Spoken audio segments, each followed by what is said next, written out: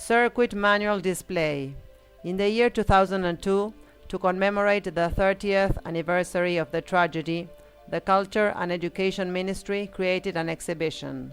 The museum's curator, Jörg Thomson, escorted Dr. Roberto Canessa during his visit to the hangars of the FAO, Uruguay Air Forces, in order to search for pieces for that exhibition.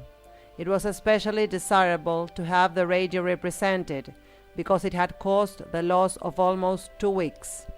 Dr. Canessa asked the people in charge if he could have on loan a radio transmitter similar to the one on the plane on Flight 571.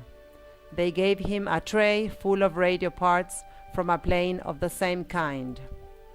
30 years after not having seen those devices, and with dozens of wires that once were part of an airplane, Canessa starts briefly studying the components. He comments that the set he has been given is not complete.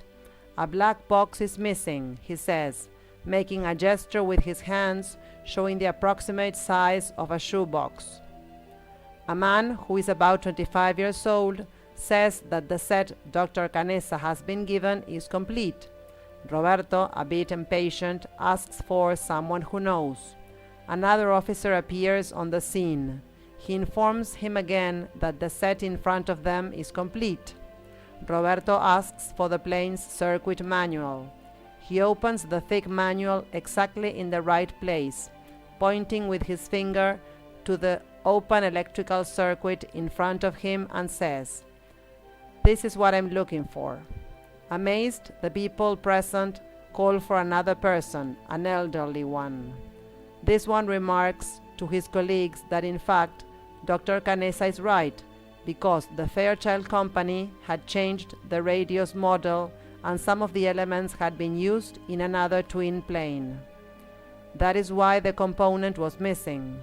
30 years after not having seen anything related to the plane, Canessa opened the manual to the page where the circuits were, showing the missing piece. This demonstrates how those trying days left indelible marks and how frustrating it must have been to fail to communicate.